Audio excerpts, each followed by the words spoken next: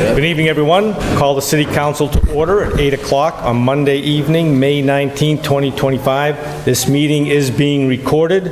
Please join me in the Pledge of Allegiance. Pledge allegiance to the flag of the United States of America and to the republic for which it stands, one nation, under God, indivisible, with liberty and justice for all. Thank you. We have 23 items on this evening's agenda, and I will ask the City Clerk to please read agenda item number 1. Minutes of the City Council meeting, May 5th, 2025. Councilor Brown. Thank you, Mr. President. Move to accept and place on file the minutes. Motion's made and second to accept and place on file the minutes. Any discussion on the motion? Seeing none, all those in favor? Opposed? The minutes are filed. The vote is 9-0. Agenda item number 2. Now is the time for the public hearing on the proposed fiscal year 2026 operating budget in the amount of $215,302,846, which represents a 9.91% increase over the fiscal year 2025 appropriation, order number 25-100-9439. All right, this public hearing we've taken up in 4 stages. First, with the public speaking in favor. Second, questions from the public. Third, public speaking in opposition. And then fourth, questions from the City Council. Speakers will have 3 minutes to state their position, and I will ask name and address so that I can hear it. With that, we'll open the first part of the public meeting with the public speaking in favor. Mr. Clerk. Yes, Council President, for the record, we have received 4 emails in regards to the budget, which have been distributed to all councils. Thank you, Mr. Kerrigan. Those wishing to speak in favor of the budget, please step up to the microphone. Yep, if you wish to speak, please step up to the microphone. You feel free to get a line.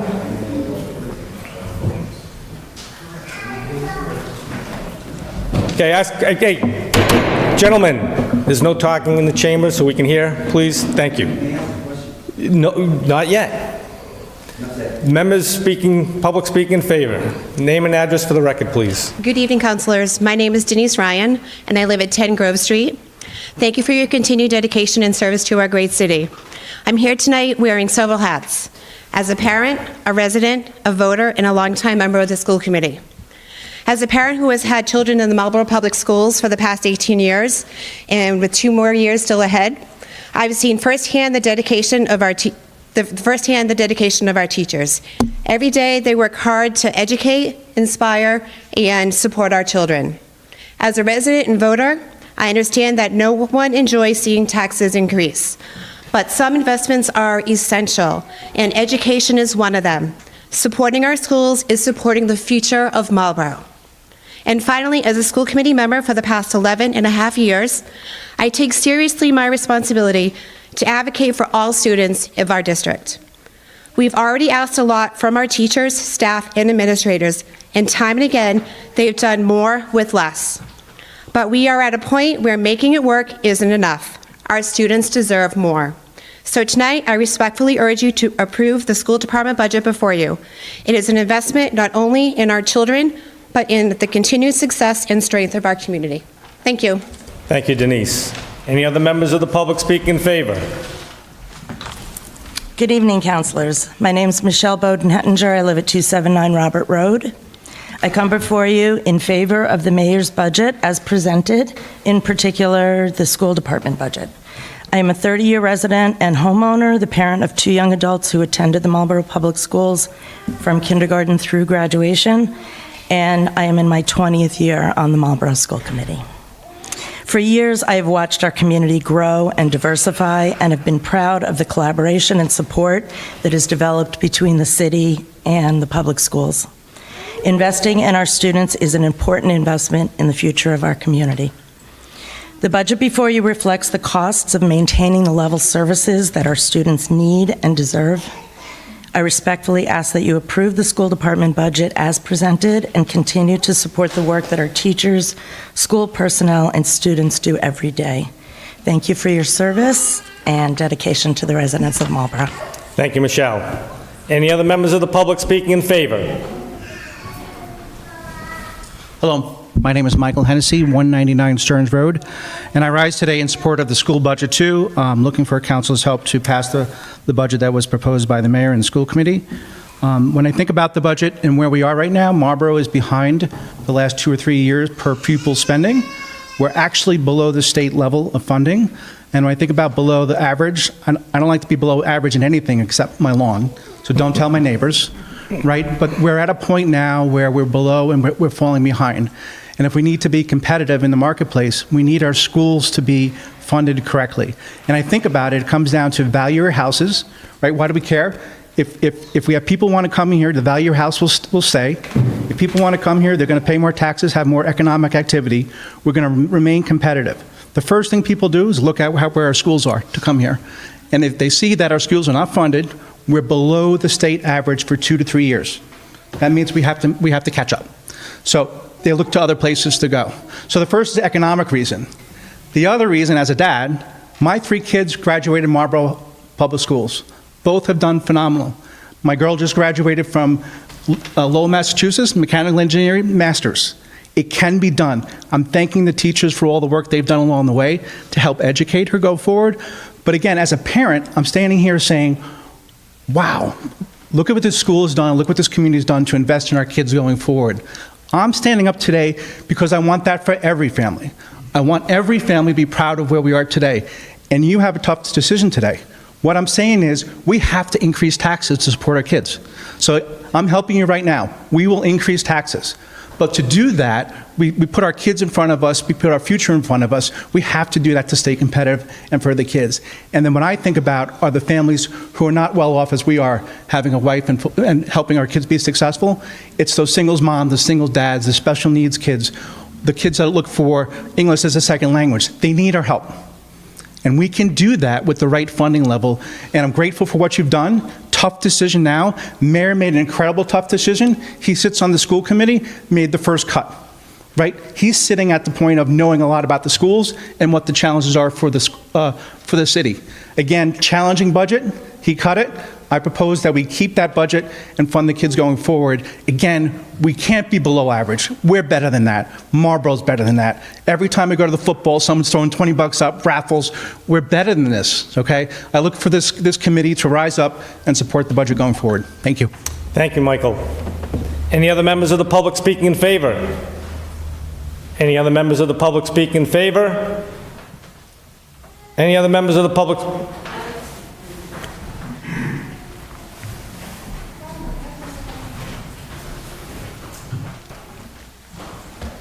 Hi, my name is Dorena Griffin. Sorry, I just ran up the stairs, so I'm catching my breath. I'm a resident of Marlboro. I live on Kings Grant Road, and I have 2 children that have both attended Marlboro Public Schools, and I think that the school system is a place in the budget where you will see returns on your investment. I urge you to invest in developing a more dynamic city where our residents are enriched by the education that they receive in our school system. I think that the city has a financial issue, and it's not the only city.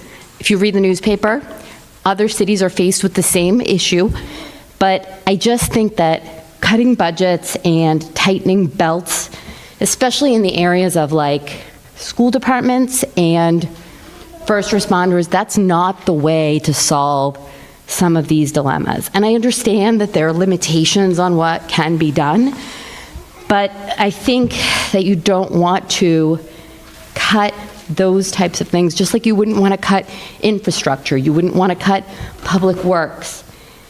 After a while, if you cut budgets and you keep tightening belts, there'll be no more notches in the belt. There'll be no more tightening to do.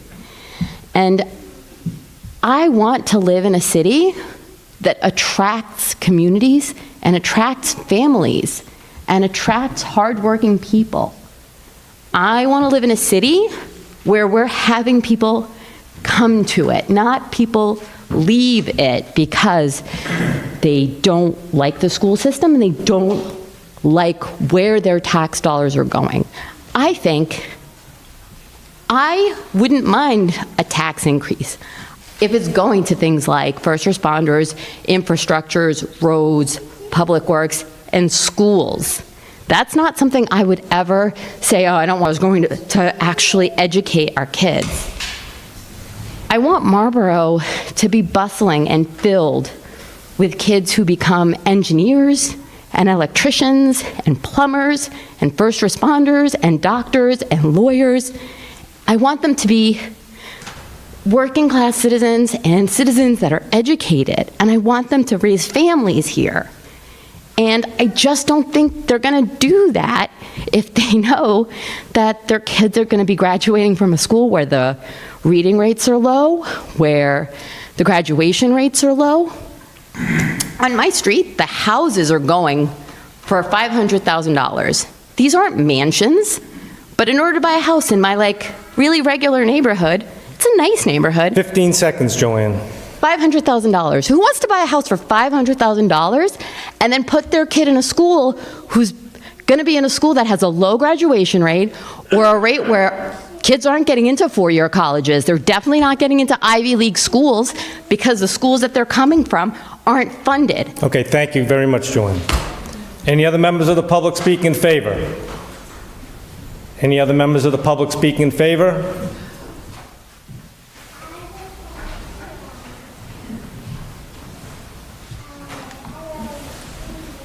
Hi, I'm Charles Griffin. I live on Kings Grant Road in Marlboro.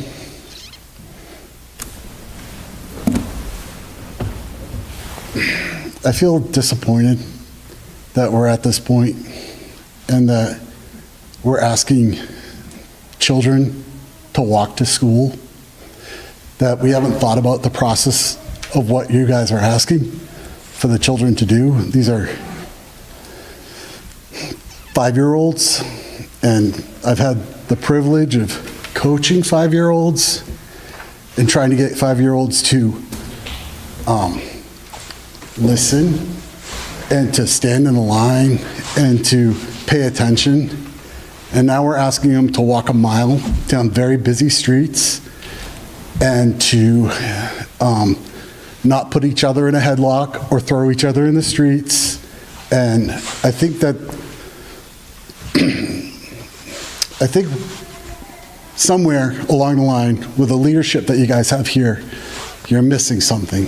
I think that we need to look at helping these kids, protecting them, getting them educated, making the city grow, making it a place for people to want to come. I just really feel there needs to be more into it. You guys have found ways to get grants for the senior center, for building beautiful baseball fields and softball fields and football fields. Why can't we look at ways of getting grants, getting the city to go to the state to get money for whatever funds that we're missing, to figure out a way to increase my taxes a little bit? Maybe we've built all this infrastructure here. They're improving the roads. Maybe they could improve on the school systems. You know, I'm not the person with the answers, but figure it out. Come up with some ways. Increase the tax on the meal tax. I don't know. I don't know what the answer is, but that's why you guys were voted into the office, and that's why you guys are here. I need you guys get creative, come up with more ideas, come up with other ways. I don't know if you could increase the cannabis tax and collect money from that. Whatever it is, get grants, get money, get fundraising. We're better than this. It's a big city, it's growing, and you're going to have to find ways of getting money to support it. Thank you, Charles. Any other members of the public speak in favor? Hi, my name is Meg Manning. I live at 193 Dartmouth Street. I'm sorry, I didn't catch the name. Meg Manning. Meg, thanks, Meg. I would also ask the committee to support and fully fund the school district. I have an 8th grader and a 5th grader, and as a parent who's very involved in the schools, been president of the PTO over good now. I have so many parent friends who are sending their kids to schools outside of Marlboro. Many people are going to private schools. They're trying to get into AMSA. the public schools are really already suffering and losing a lot of really great students and families. And I fear that if the schools are not funded adequately, that's only going to continue. We're going to keep losing, really great students and families to other schools, moving to other towns. And it's very upsetting and stressful as a parent to have that happen and not feel confident in our school system. So I really strongly urge you to fully fund the school district. Thank you. Thank you, Meg. Any other members of the public speaking in favor? Any other members of the public speak in favor?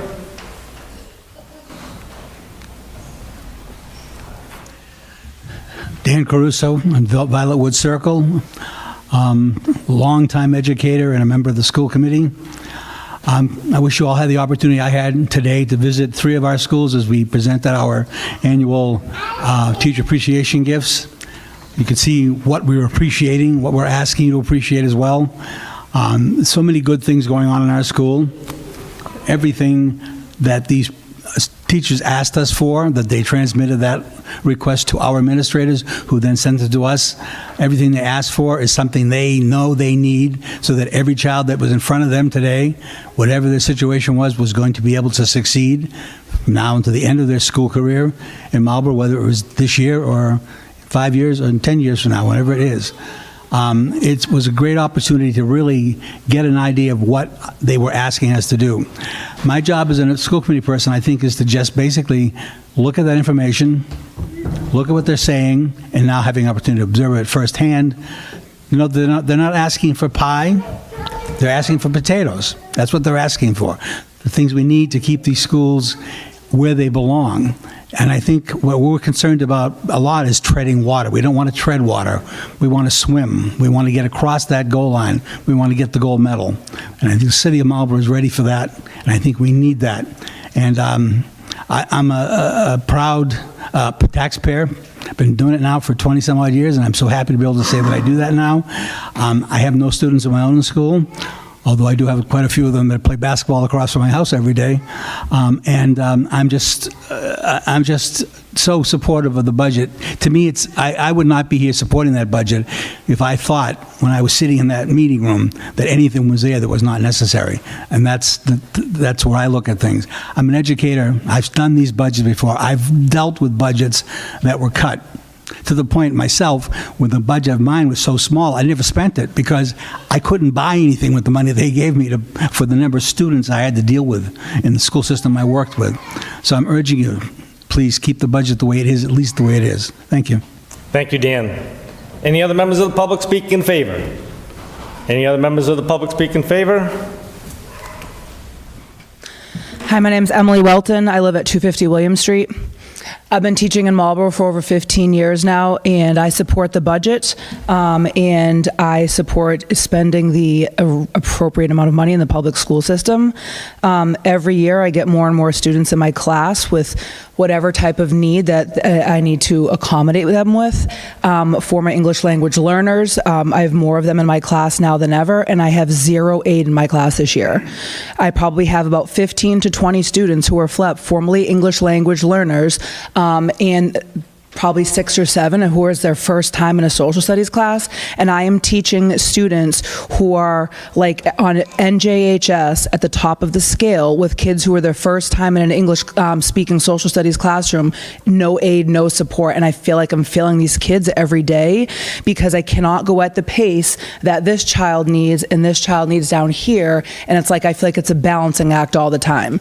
So just like somebody who came up here earlier said, if we don't spend the money in education to buy $1 million homes and $500,000 homes in the city, they're not going to want to send their kids to the public schools because we can't do our jobs when more and more is asked of us every year and the money's not there. The teachers are extremely overwhelmed. Thank you. Thank you, Ellie. Any other members of the public speaking in favor? Any other members of the public speaking in favor? Any other members of the public speaking in favor? Hearing none, I close that portion of the public hearing. Questions from the public? Any questions from the public?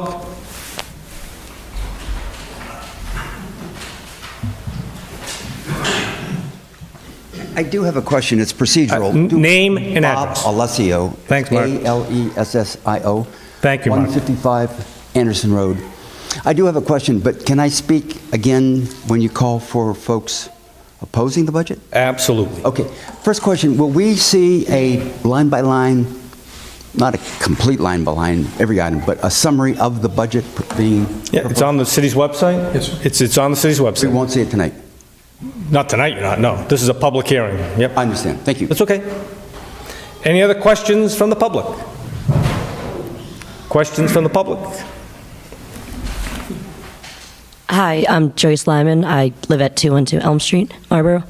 I guess my question is, I recently got a letter in the mail saying because of property taxes, my mortgage house is compensating go up a little bit more. So to hear fiscal year 2026 that my property taxes can go up $700 plus, does that mean $700 per household? Like me by myself, one person in my home would be paying $700 on top of what I'm already paying now with this increase?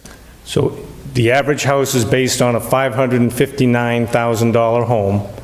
So if that's, I don't know what your house is assessed at, but if it's at 559, the projection, and it will change in November, but what they're projecting based on what's been presented by the mayor is a $769 increase to what you're currently paying for your taxes. So if you're below 559, it'd be less. If you're above 559, it'll be more. Yearly? Yearly, that's correct, Okay. yes, yep. All right, thank you. You're welcome. Any other questions from the public? Bob Roselli, 40 Cosmo Street. Just want a clarification, is that increase 769, is that just for fiscal year 26, or is this going to be per year for a number of years? No, so, again, I'll try to make it as simple as I can.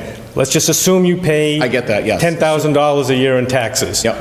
This year, or if this budget's approved, you'll be paying $10,769 in taxes. I get that, yep. Yep, so that's just for this year. So next year's budget, we'll do it all over again. Okay, that's all. Thanks for clarifying. You're welcome. Any other questions from the public? Questions from the public?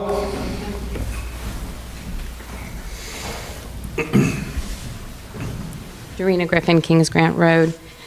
On page 54 of your proposed budget, which is publicly available, there is a 70% increase or a 71% increase for fiscal year 26 for other general government is what it's listed as. It's a reserve for salaries and benefits. Can you explain why there's a 70% increase? Yes, yep. So the mayor's we have contracts that have not been settled, so we have to fund what we anticipate the cost of the contracts are. And we had monies for salaries to non-union employees that we were anticipating adjusting, and then the potential retirement of firefighters or just union employees, that comes out to that. The council or the finance committee recommended a $700,000 reduction in that line item. Yeah, so it's reduced to basically just cover what we anticipate for union contracts. And that amount will be just a little over $1 million? Yeah, a little less than that, but yes, that's correct. Yep. Thank you. You're welcome. Thank you, Joanne. Any other questions from the public?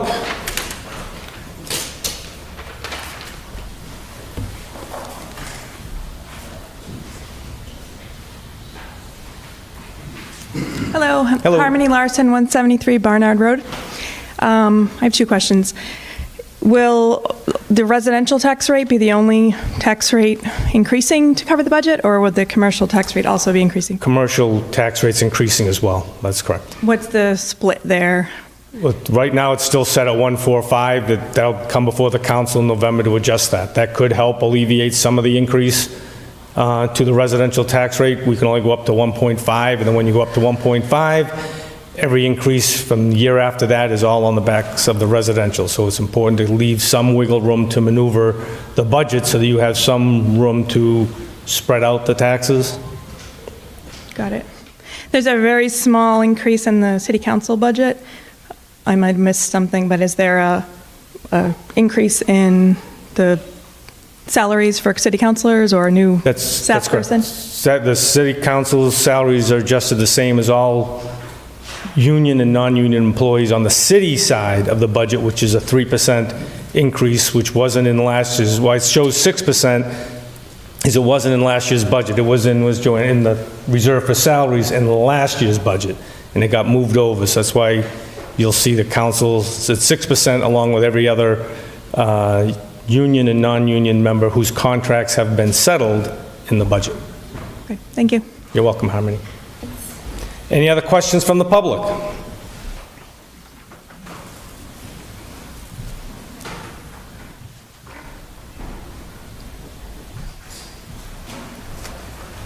Charles Griffin, Kings Grant Road.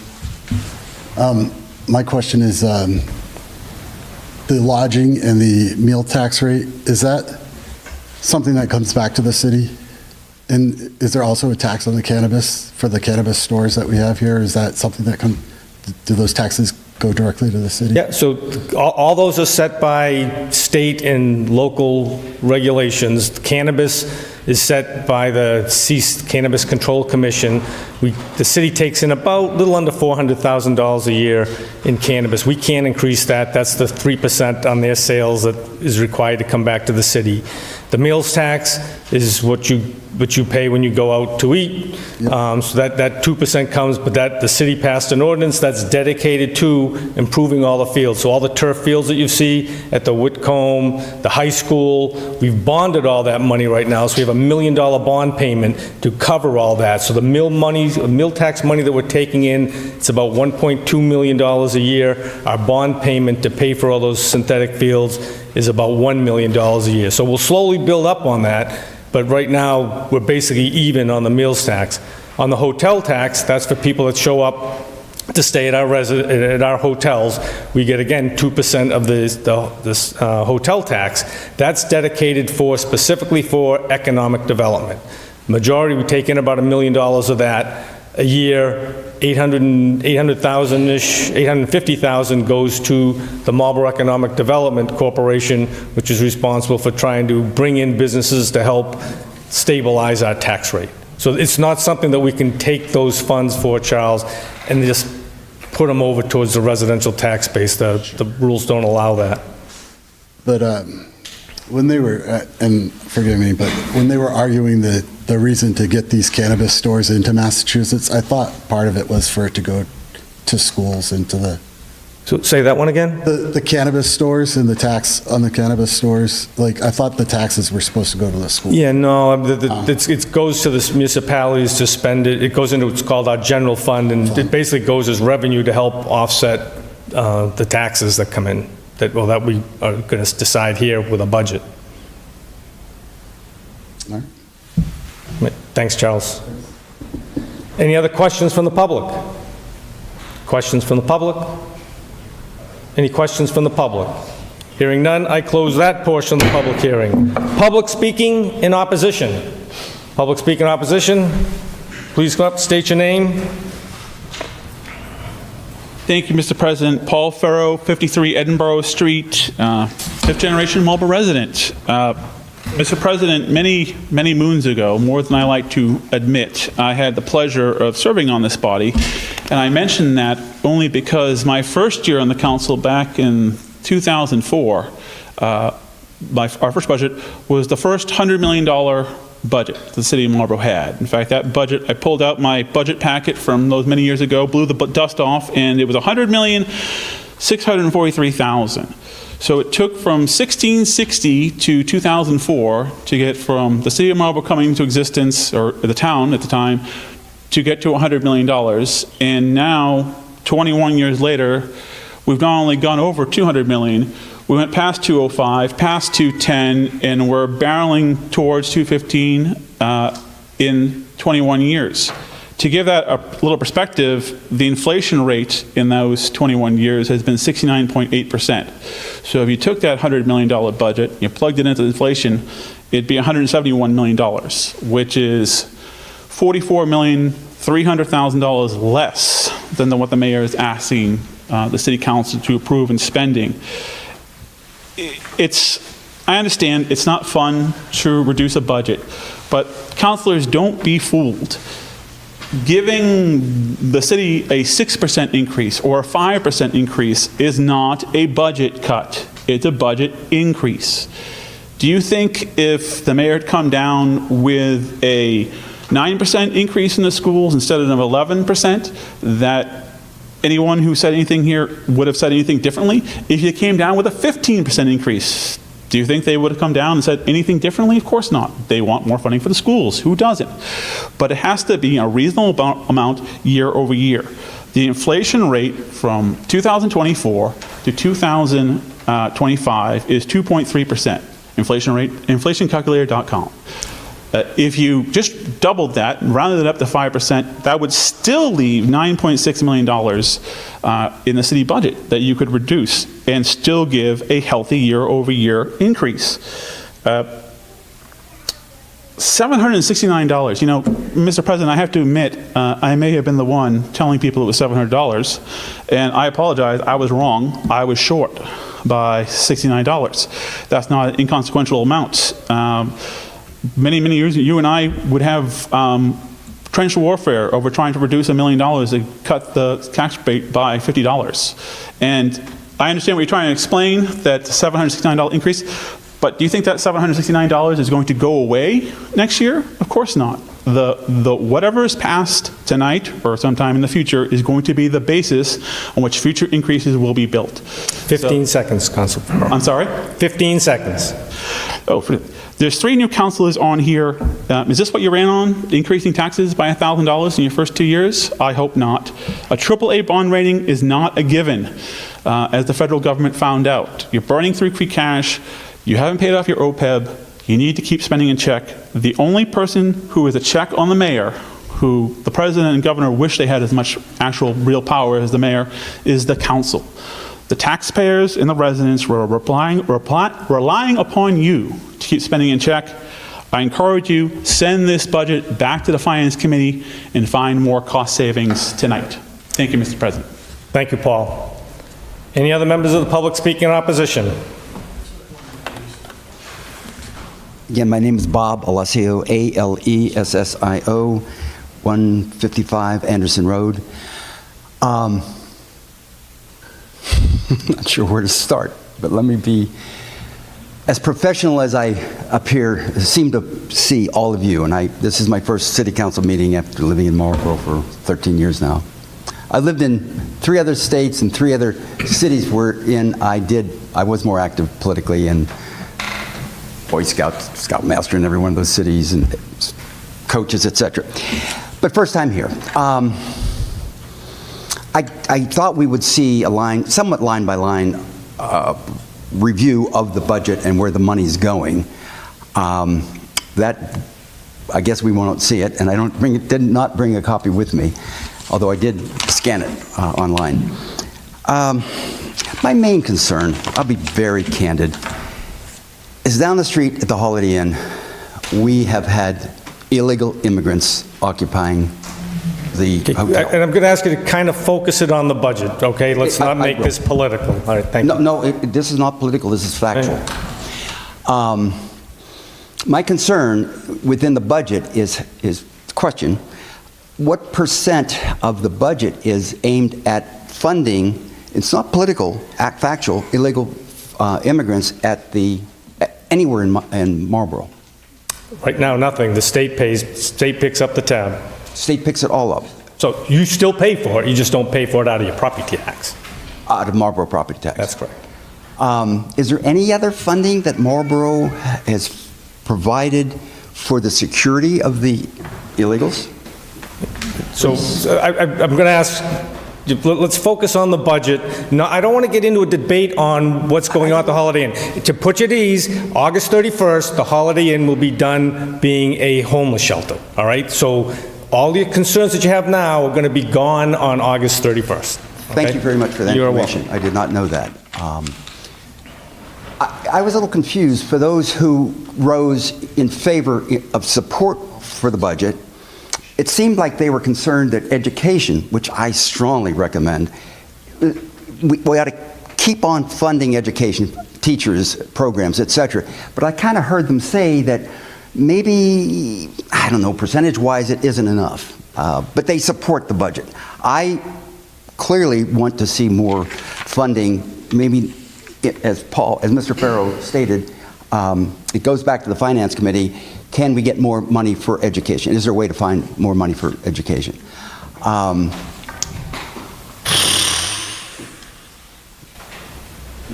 That's basically it. I would hope that Marlboro takes care of its citizens, legal, American, USA citizens, and takes care of its students, and the roads too. Thank you very much. Thank you, Bob. Any other members of the public speak in opposition?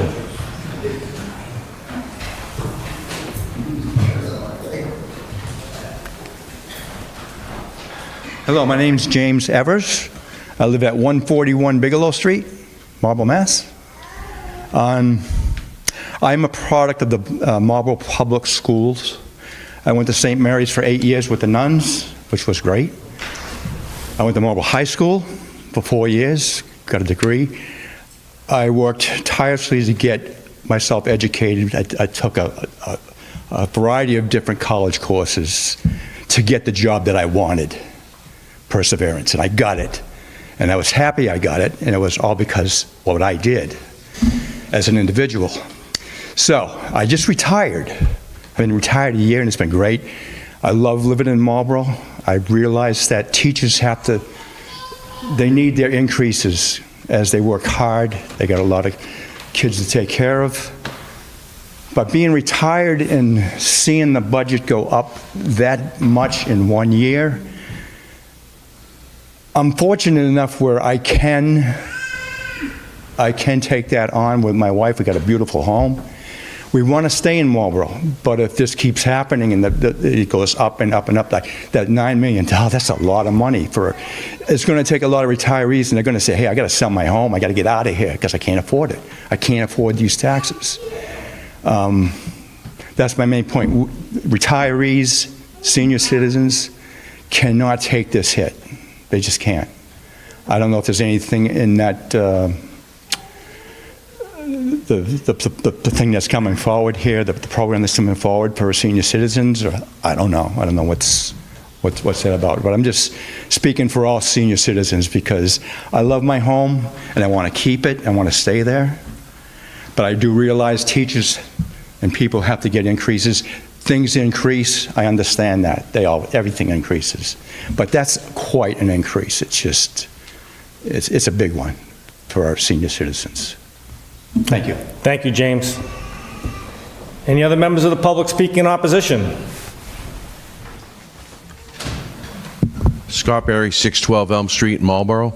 I've been in town for 20 years, and a lot of the people that came up here tonight have said some really important things. And the foundation of a strong community starts with kids, right, in the schools. And sadly, our own elected state representative doesn't even realize that our schools are underperforming significantly. So remember that the next time you choose to vote. But although my kids don't go to school in the public school, a 9.9% increase is not sustainable. The taxes will not go down next year. If we can afford $300,000 dog parks and find funding for that, we can dig a little deeper in the budget. I come from a family of educators. My mother, my sister, my stepmother, my stepsister, that's all they ever did. I'm a businessman. I donate my time, I donate my money back to my community. It all starts with the kids. But we've got if I heard the number correctly, a 70% increase in salaries is on the table? No, sir. That was a budget line item that increased that, but that wasn't all for salary increases. It's for anticipated contract settlements, but it's 70% only because of OPEB, and there's other things that make up that account. So in my, and again, pardon me because I am not in the public sector, but there is fat in the budget. At the highest levels, some of these people make a lot of money in the town and in the state.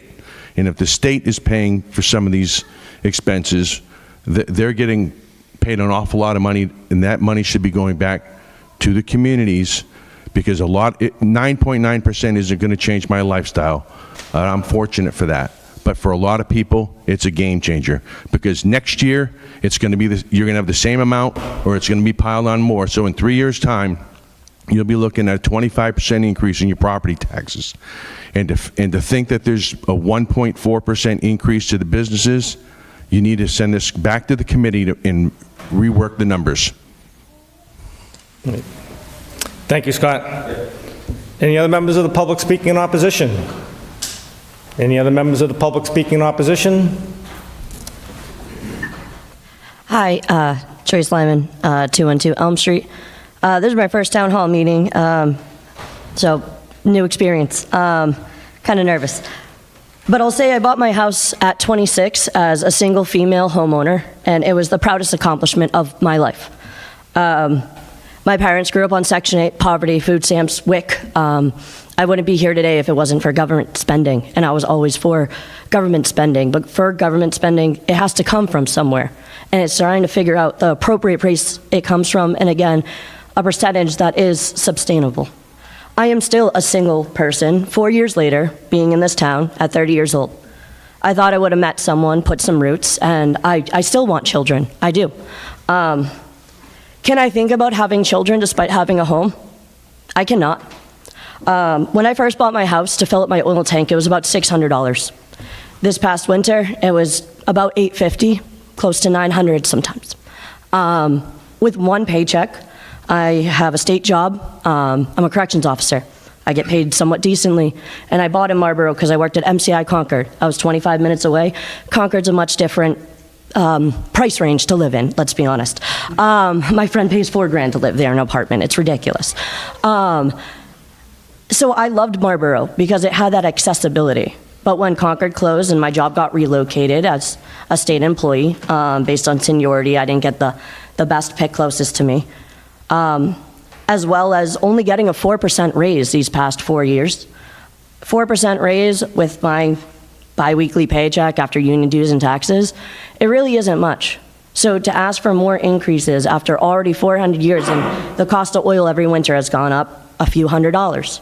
My mortgage has gone up over $400 since I've moved here. I won't say the exact number, but over $400 my mortgage has gone up to. I'm basically paying the same as base average rent for apartments. I'm still one income, one paycheck. I shouldn't have to look into renting every single available. I only have one single available room. I have a 2-bedroom, 1 bath. People hate 1 baths. They want 2 bathrooms. All right, that's a big thing that brings down real estate. I shouldn't have to think about renting out my room to complete strangers to keep afford to live here. I shouldn't have to think about trying to get a second job while I'm already a first responder who's technically on call constantly to try to keep affording to live a home. I want to have children. I can't even think about having children because I am working a state job and a second job doing gig work, doing karaoke and music, because I can't think about having children. I can't think about affording, because every time I look around, I'm getting an increase. Recently, this past week, again, I have to pay another $100 on top of my mortgage. And again, $100 seems like nothing, but when you look at the cost of gas, groceries, people complain about the cost of eggs. You can't assume everyone has 2 people living there, 2 incomes coming in. Sometimes these people in apartments or homes, they're one single person. And so a huge increase, even just starting in 2026, even if, again, I don't have a $500,000 home, I'm not gonna pretend I have more than I don't, but I'm still probably gonna be paying a few $100s extra, and I don't think I can consider that. There's 15 houses around seconds, me. Joyce. Sorry. That's okay. There's houses around me being listed for sale. And I hate to say it, but I have contacted my realtor to list my house because I don't know if I can afford to stay in Marlboro even though I love it.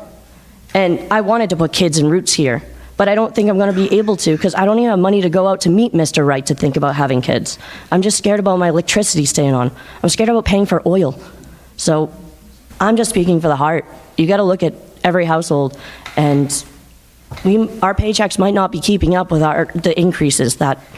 And I want kids to have education, believe me, I do, but maybe everyone in Marlboro, we can use that boardwalk and we can enjoy our recreational, but everyone who doesn't live in Marlboro, maybe we charge them $5 for parking to go use that boardwalk or go use the rail trail or something. Thank you, Joyce. Time's You know, up. Yep. Thank you, I Thank you. appreciate it.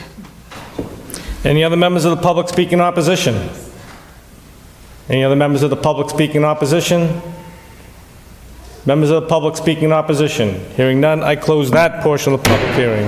Questions or comments from the city councilors? Questions or comments from the city councilors? Question or comments from the city councilors? Councilor Vital. Thank you, Mr. President.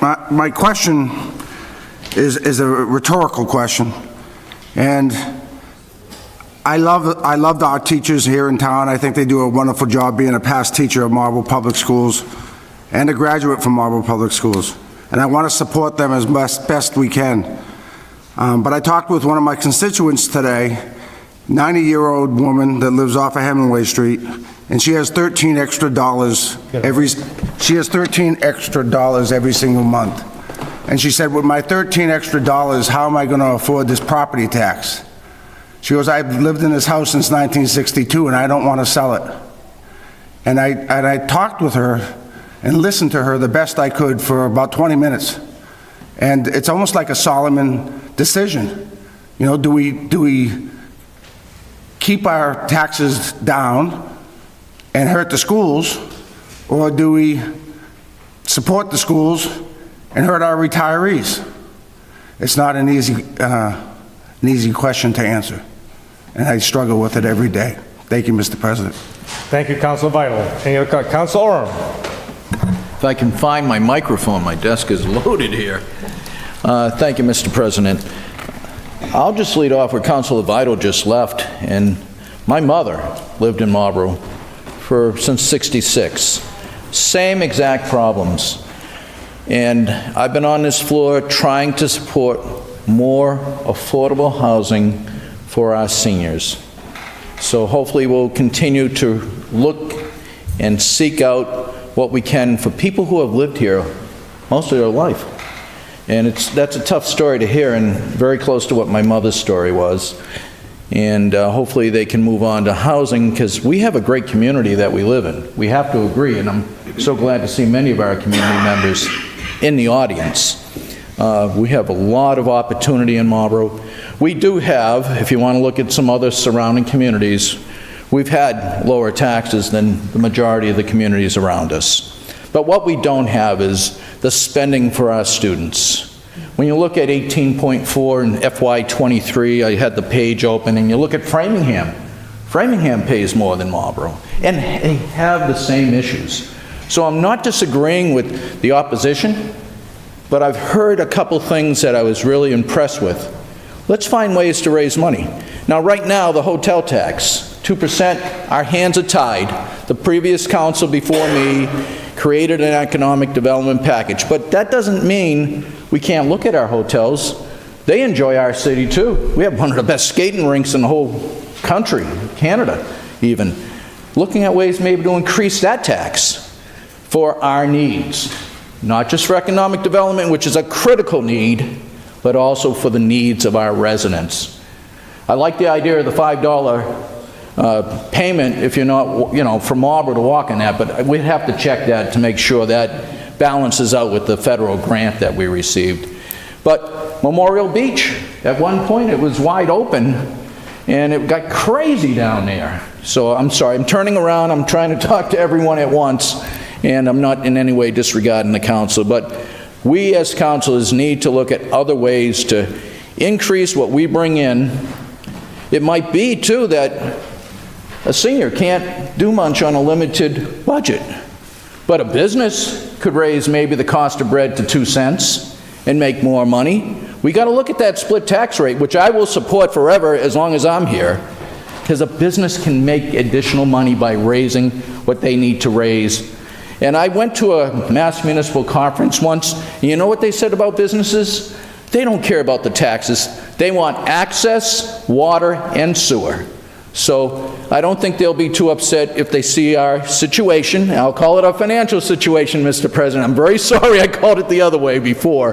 But we as councilors will need to look at ways to raise and increase funding, and at the same time be observant to the residents of the city who are on limited budgets. I'm on a limited budget, and I'm close to retirement. I feel the pain. So I get it, but we need to look at other ways to raise money, because we need to support our schools. When you go to sell your house, ask the real estate agent, what's going to be the #1 question? It's going to be, how are your schools? We have got to make sure we keep up with educational needs. Thank you, Mr. President. Thank you, Councilor Oram. Any other comments or questions from the councilors? Comments of Councilor Ficillo. Thank you, Mr. President. First, I'd just like to say a thank you to everybody who came out tonight. It is no easy task to come before the council and to speak one way or the other about a particular issue, especially something as large as the budget that we've been working through. There's a few things I'd like to say just from some of the comments I heard, specifically around the schools. I had mentioned this during the Finance Committee meeting, and I want to reiterate this. That's when we went line by line and discussed what the spending would be and what cuts or adjustments needed to be made. During that meeting, I noted that for the last 8 fiscal years, this body has not touched the school budget. We have not cut the school budget. The City Council has not made that cut. So I think it's important when we're understanding where we are now to really think about that. This body itself has taken what's been presented by the mayor year in and year out and approved it for the schools. So now this body has made a slight reduction, and that is not something that I take lightly. That reduction is extremely difficult to me as somebody who goes to our schools regularly, who goes to after-school programs, who goes to plays, who goes to athletic events. And so I really understand where our teachers and our students are coming from, but those decisions about spending, I have zero say in. It's up to the superintendent and the school committee to decide how they're going to spend their budget. And so I really urge the superintendent and the school committee to think critically about what needs to be done to solve some of the issues we're hearing. Right, busing. That's been one of the biggest issues that's been presented to us. I really hope that they take a concrete look at this and use the $6.9 million increase they're getting from last fiscal year from this body and to really address some of those problems. It was also mentioned that our first responders are not being properly supported. In the Finance Committee, we reduced between police and fire $41,000 in overtime that was not being expended, to which both the police chief and the fire chief said they were okay with those reductions. So I don't know where the rhetoric comes from that, you know, we are slashing money from our first responders. That is just not true. We continue to support them year in and year out. My 2 years on the council, we have done what we can to support our police and fire. And so with that being said, I'm in strong support of what the Finance Committee did at our last meeting. We made a lot of difficult decisions, and I appreciate my colleagues, and I appreciate the disagreements that we've had as well. This was a long process, and you know, I stand by what the Finance Committee's done, and I look forward to hearing this reported out of committee later tonight. Thank you, Mr. President. Thank you, Councilor Ficillo. Anyone else? Any other councilors? Any comments from the councilors? Comments from the councilors? Councilor Preciado. Thank you, Mr. President. Thank you, members of the public, for showing up and letting us know your concerns and giving us your questions. It's really great to see the room filled, and it would be great to see it filled every meeting. Unfortunately, we are here to discuss the budget and to either approve or deny. You know, I said a lot during the finance meetings about supporting our schools and what that would mean, you know, in terms of supporting our working class. I think it's one of the most important things that we can do right now. You know, supporting our schools is a large investment in our city, and other people have mentioned it before. A lot of people come here, and when they search for houses, their first thoughts are, what kind of schools are my children going to go to? You know, are they competitive? Are they going to produce, you know, people that are going to be successful in life? And right now, I think that Marlboro schools are really struggling with that aspect. And, you know, having this budget that they presented to us, is merely just to keep them running at the capacity that they've been running. It would be great to have them increase their budget even more, but I know that that will cause an even bigger burden on the taxpayer, so I wouldn't want to do that either. As Councilor Fucillo mentioned, that this budget has not been cut before in the previous years. It has also not risen at the same rate as other school budgets in neighboring towns. And you could clearly see in the school budget presentation that we are spending less per pupil than Framingham and other surrounding neighborhoods and comparable neighborhoods. That's really unacceptable, I think. That's completely unacceptable with the city this large, with the amount of amenities we have, with the amount of money we spend on other things, I think we could use a small tax or a rather large tax increase. But it's for something that's incredibly important, I think, to everybody. We're all students. We've all gone through public schools, or most of us have gone through public schools, and a lot of us here have gone through Marlboro public schools. And, you know, we've come this far, and to say, you know, I don't want to fully support something like this kind of feels like, you know, kicking the ladder behind you as a resident. You know, I want to do the best for everyone as much as possible. And I know this is going to burden some of the taxpayers, especially people living on retired income, single parents. It doesn't come lightly. This decision is definitely not an easy one. As Councilor Vital said, it has also kept me up because I sympathize with the working class. I sympathize with people that cannot afford, you know, just day-to-day living.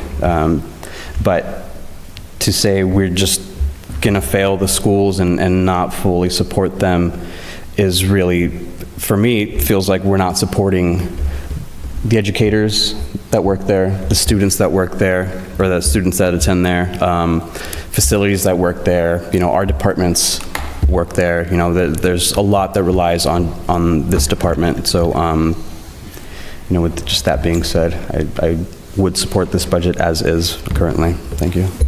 Thank you, Councilor Preciado. Any other comments from the councilors? Councilor Navin.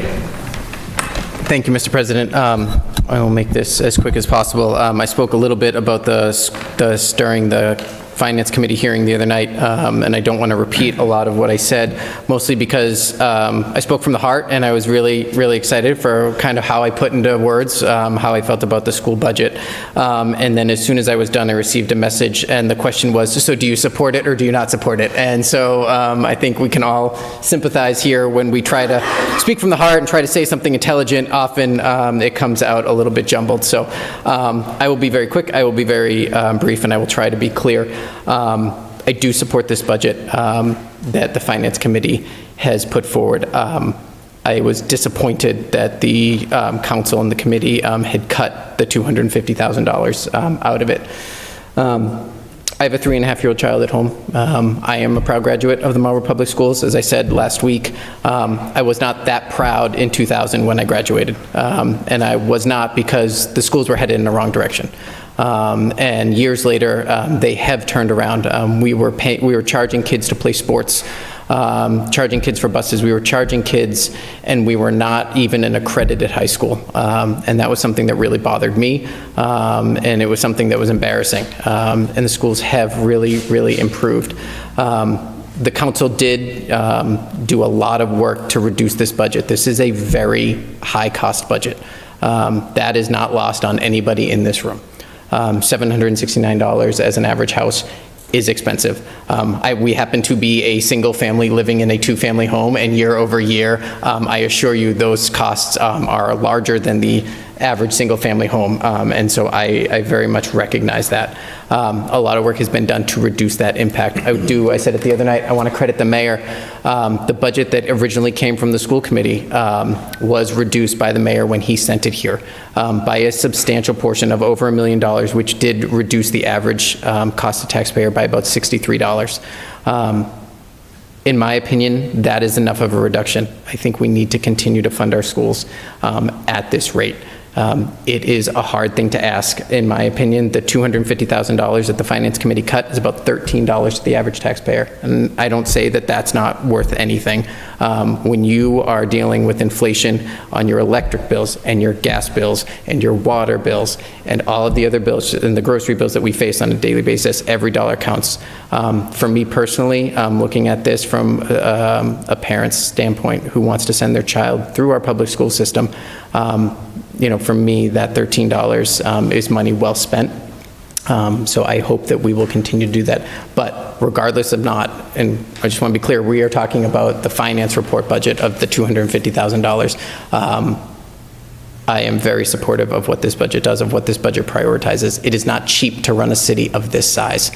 I do not want to minimize what that impact is, but over 40,000 people, the amount of businesses we have, the amount of students we have, the residences we have, the infrastructure that it takes to make a city like this run, when every single homeowner has large increases on electricity, on gas, on water, on groceries. The city has those same bills across every department, and it is very expensive.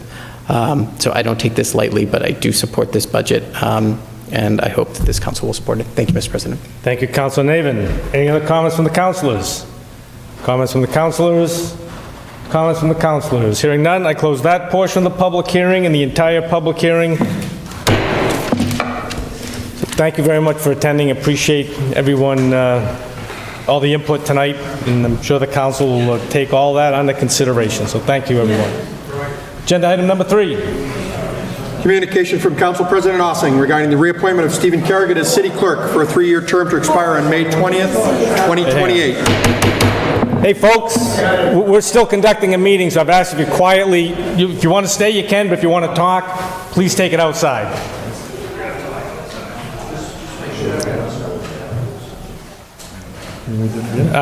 Agenda item number 3. Communication from Council President Ossing regarding the reappointment of Stephen Kerrigan as City Clerk for a 3-year term to expire May 20th, 2028. Councilor Navin. Thank you, Mr. President. Normally, I would ask the clerk to read this letter, but it may be a bit embarrassing for him to do so. I will take pleasure in reading some of the most interesting excerpts. This is a letter from you, Mr. President, dated May the 7th, 2025, submitting for the reappointment of the clerk. I would just like to highlight that you stated on paper, so it isn't part of the public record, that it has been a pleasure working with Steve and his dedicated staff, Wilson Chu, Melissa Peltier, and Ian McIntyre. They work tirelessly during our local, state, and federal elections to ensure that voters in Marlborough have every opportunity to cast their ballot. Not an easy task with mail-in voting, early voting, and the multitude of new election requirements. Visitors to the city clerk's office are treated with respect and courtesy. Is that type? And are always welcomed by its employees, led by Mr. Kerrigan. Whether residents stop by for marriage intentions, a dog license, a birth certificate, or other vital record, they are greeted with a smile by Steve and his dedicated staff. Finally, Steve continues to work hand in hand with the City Council employees to ensure the smooth flow of information between our two offices. Your approval of his reappointment this evening would be greatly appreciated. Well said, Mr. President. I could not agree more. All joking aside, Steve and his team do a great job day in and day out, and the amount of things that we send to the clerk's office are quite extensive. So with that, I would move to approve his appointment this evening. Motion is made and seconded to approve the reappointment of Mr. Kerrigan as the city clerk. Any discussion on the motion? Seeing none, all those in favor? Opposed? The city clerk is reappointed. The vote is 9-0. Congratulations, Mr. Kerrigan. Thank you all very much. I appreciate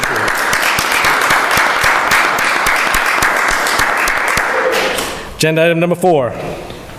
Certification from Ward 6 Councilor Trey Puccillo as required in Mass General Law, Chapter 39, Section 23D, regarding the application for a special permit from Attorney Brian Falk on behalf of Marlborough Hospital and UMass Memorial Realty, Inc., to allow for a proposed 8,000 square foot expansion of the emergency department, a new multidisciplinary clinic, and proton therapy center, order number 25-100-9418A. Councilor Puccillo. Thank you, Mr. President. Move to accept and place on file. Motion is made and seconded to accept and place on file the communication. Any discussion on the motion? Seeing none, all those in favor? Opposed? The communication is filed. The vote is 9-0. Agenda item number 5. Communication from the mayor regarding year-end transfer requests in the amount of $393,500, which moves funds from and to various accounts for the Department of Public Works, Public Facilities, and the Legal Department. And in addition to a transfer request totaling $1,340,719 from free cash to open space stabilization and snow and ice. Councilor Irish. Thank you, Mr. President. Motion to refer to the Finance Committee, please. Motion is made and seconded to refer to the Finance Committee. Any discussion on the motion? Seeing none, all those in favor? Opposed? This item's going to Finance. The vote is 9-0. Agenda item number 6. Communication from the mayor regarding revolving fund spending limits for the Water and Sewer Revolving Fund, Parks and Recreation Revolving Fund, Council on Aging Revolving Fund and the Public Safety Revolving Fund for fiscal year 2026. Councilor Irish. Thank you, Mr. President. Make a motion to approve the revolving funds for FY 2026, please. Motion made and second to approve the 4 revolving funds for fiscal year 26. Any discussion on the motion? Seeing none, all those in favor? Opposed? The revolving funds, all of them are approved. The vote is 9-0. Agenda item number 7. Communication from the mayor regarding grant acceptances in the amount of $130,410 and $139,725 from the Executive Office of Elder Affairs awarded to the Council on Aging for fiscal years 24 and fiscal year 25, respectively, to be used by the Council on Aging for senior programming. Councilor Irish. Thank you, Mr. President. Motion to approve the grants, please. Motion made and second to approve both grants. Any discussion on the motion? Seeing none, all those in favor? Opposed? Both grants are approved. The vote is 9-0. Agenda item number 8. Communication from the mayor regarding proposed ordinance amendments to the City Code, Chapter 125 Personnel, Section 5, Preparation of Classification Descriptions, and Chapter 125 Personnel, Section 6, Salary Schedule, relative to creating the position of Deputy Chief for the Police Department.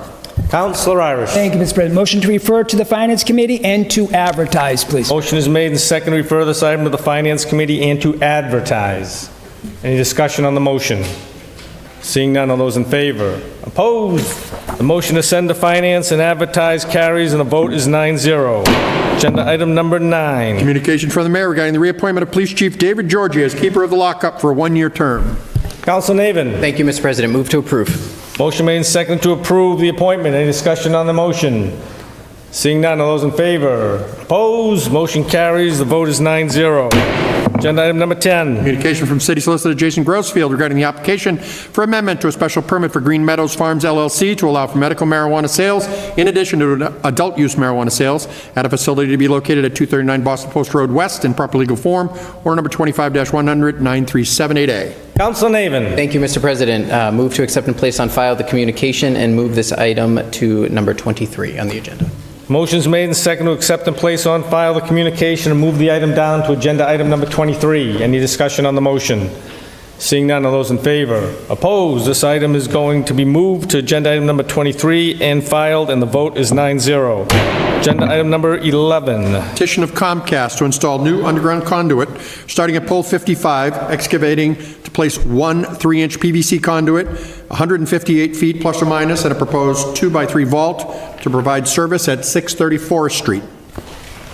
Councilor Ficillo. Thank you, Mr. President. Move to set a public hearing on June 9th and to advertise. Motion made and seconded to set the public hearing for June 9th and advertise. Any discussion on the public, on the motion? All those in favor? Just one question, Mr. Sure. Mr. Councilor. President, I'm sorry. If everyone looked at this, the last paragraph says, wherefore your petition prays. P-R-A-Y-S, praise. I've never seen that in my entire career on the city council. But outside of that, I'm glad it's going to committee. Thank you. As Mr. Kerrigan says, it's an old English term. Thank you. On the motion to set a public hearing for June 9th and advertise, any discussion on the motion? Seeing none, all those in favor? Opposed? This is going to be advertised for June 9th public hearing, and the vote is 9 in favor, 0 opposed. Agenda item number 12. Communication from Charles Zamuto, manager of 272 Lincoln Street LLC, regarding a request for approval of change of building color pursuant to special permit condition number 4, incorporation of submissions, or number 2223-100 8709D for the property at 272 Lincoln Street. Councilor Navin. Thank you very much, Mr. President. This is for folks at home who may not know, this is for the property, the 12 condos that have been built on the corner of Cashman and Lincoln Street. The building is up, the siding is already on, and this requests an approval of this body because it does make a slight difference in what was shown to us on the actual application and the presentation that we received of the corresponding documents. So it is already done. I will say I think it looks nice. I think it keeps in character with the neighborhood. And I am very grateful that they changed the color of the mulch from bright fluorescent orange to black and really blends in nicely in that part of the city. With that, I don't see any need to send this to committee, so I will move to approve this tonight. On the motion, it's been made and seconded to approve the color change at 272 Lincoln Street. Any discussion on the motion? Seeing none, all those in favor? Opposed? Motion carries. Vote is 9-0. Agenda item 13. Application for renewal of a junk dealer, secondhand dealer license, Antoine Bittard, DBA Hanush Jewelers, 601 Donald J. Lynch Boulevard. Councilor Facillo. Thank you, Mr. President. Seeing that this is a renewal, I move to approve. Motion made and seconded to renew the junk dealer license at Hanush Jewelers. Any discussion on the motion? Seeing none, all those in favor? Opposed? The junk dealer license is approved. The vote is 9-0. Agenda item 14. Application for renewal of junk dealer, secondhand dealer license, TVI Inc., DBA Savers at 222A East Main Street.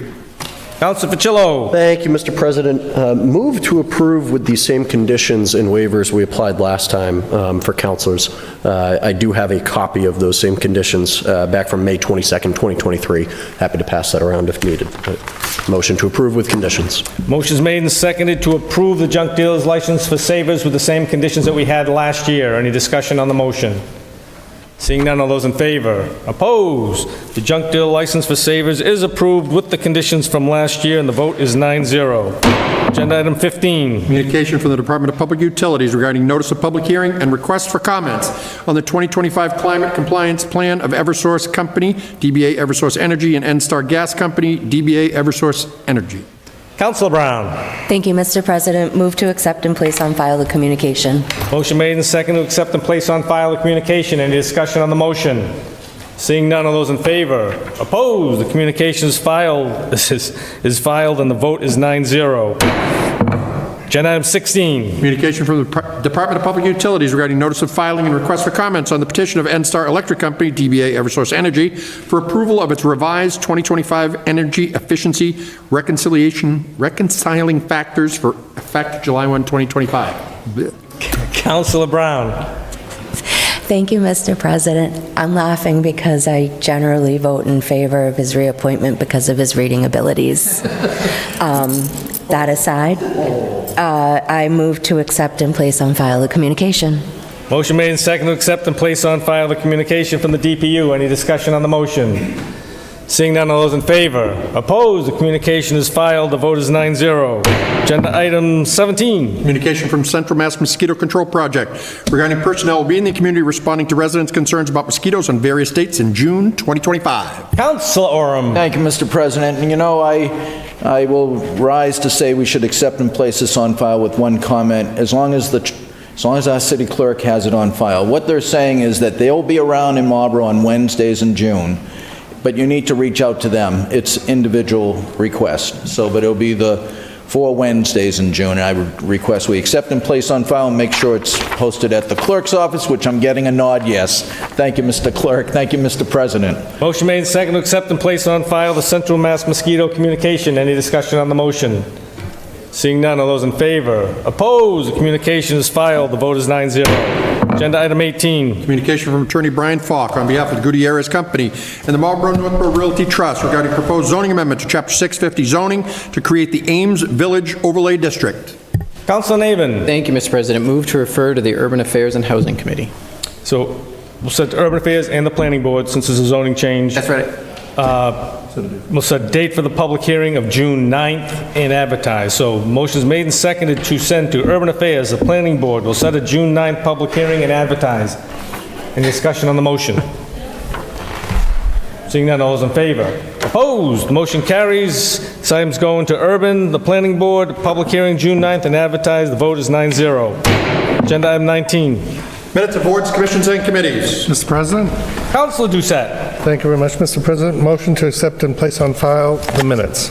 Motion made and seconded, accept and place on file all the minutes. Any discussion on the motion? Seeing none, all those in favor? Opposed? The minutes are filed. The vote's 9-0. Agenda item 20. Claims. Councilor Brown. Thank you, Mr. President. Move to send the claims to legal department. Motion made and seconded to send the claims to the legal department. Any discussion on the motion? Seeing none, all those in favor? Opposed? The claims are going to legal and the vote is 9-0. Reports of committee. We'll start with Urban. Thank you, Mr. President. I want to assure everyone that I will not be reading this very lengthy report this evening. However, the City Council Committee on Urban Affairs and Housing met on Tuesday, May 13th, 2025 at approximately 6:30. We had one item on our agenda. It was order number 25-100-9369, application for special permit from Attorney Brian Falk on behalf of GR Development LLC, DBA Washville Car Wash, for a proposed state-of-the-art car wash to be located at 223 East Main Street, the former Bank of America location. We opened up with Attorney Falk, who introduced members of his team and we went over the special permit. When we were done, quite a bit of discussion was had by the committee, and four of the 5 members had voiced concerns regarding the traffic impacts of the proposed car wash and what it would mean to East Main Street and Route 20. Councilor Doucette spoke in favor of the development, as well as the fact that he did not believe that the traffic would be an impact. Council President Ossing also raised concerns that voting to deny the permit could cause legal issues for the city, and that it may not be a strong case for it. That said, the members of the committee voted after the vice chair moved to recommend denying the application for a special permit. And that vote was 4-1, with Councilor Doucette voting against. We also announced that we would submit a request for suspension of the rules in order to send this to the city solicitor to put in proper legal form. So There's been a request for suspension of the rules. All those in favor of the suspension? Opposed? Suspension carries 9-0. Councilor Navin. Thank you, Mr. President. Move to refer order number 25-100-9369 to the city solicitor to put in proper legal form for the next meeting. Motion's made and seconded to refer this item to the legal department to put in proper form for our next meeting. Any discussion on the motion? Seeing none, all those in favor? Opposed? This item's going to legal, and the vote is 9-0. Next up, Finance. Thank you, Mr. President. Finance Committee met on May 12, 2025. The meeting convened at 6 p.m. We had one item on the agenda that evening. It was order number 25-100-9439.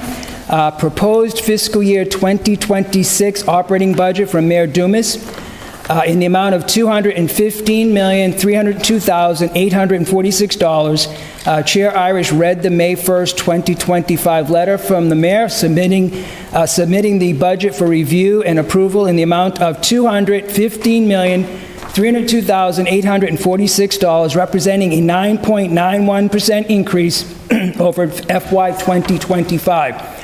The significant increase is primarily due to increased funding for Marlborough Public Schools, Assabet Valley Regional School, funding for city union, non-union personnel, funding the Health Insurance Trust, long-term debt service, and reserve for salaries. The mayor indicated the projected tax impact of this budget would increase the taxes on the average single-family home by $769.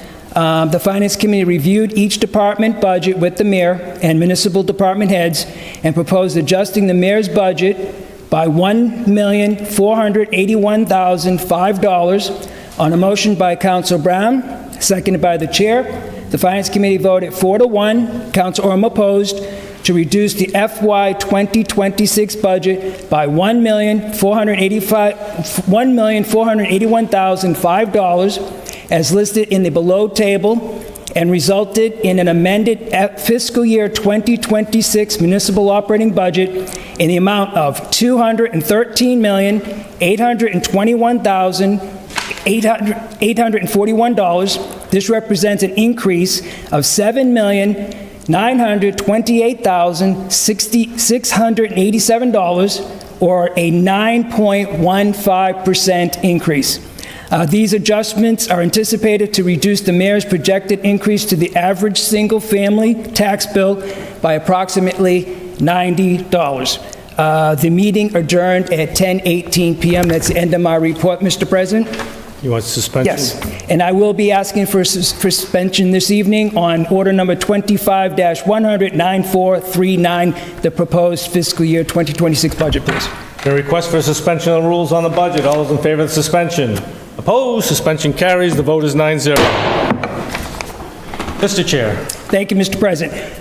Move the recommendation of committee to approve the FY 2026 municipal operating budget in the amount of $213,821,841. This represents an increase of $17,928,687, or a 9.15 increase. These adjustments are anticipated to reduce the mayor's projected increase to the average single-family home by approximately $90. Motion's made and seconded to approve the budget reported out by the Finance Committee of over $213 million. Any discussion on the motion? Councilor Oram. Thank you, Mr. President. And everyone was here when I voted not to support the budget, only because out of the 18 line items, which I'm in support of 17 of them, the only one I wasn't in support of is the $250,000 to the school.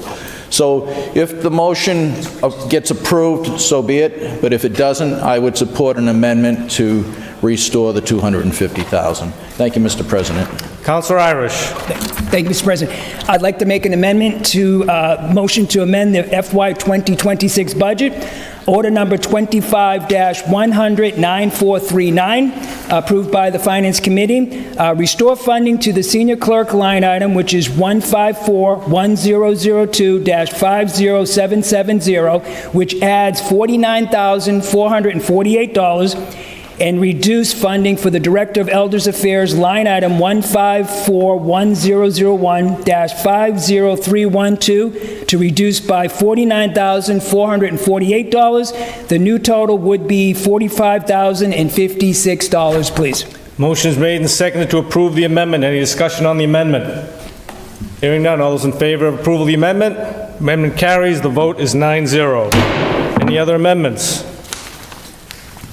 Councilor Irish, motion to approve as amended. Thank you, Mr. President. Motion to approve the FY 2026 operating budget as amended. Motion made and seconded to approve the fiscal year 26 budget as amended. Any discussion on the motion? Seeing none. All those in favor? 8. Opposed? 1. The budget is approved for fiscal year 26 in the amount of $213,821,841, and the vote is 8-1 with one councilor in opposition. Councilor Irish. Thank you, Mr. President. Finance Committee met on May 14th, 2025.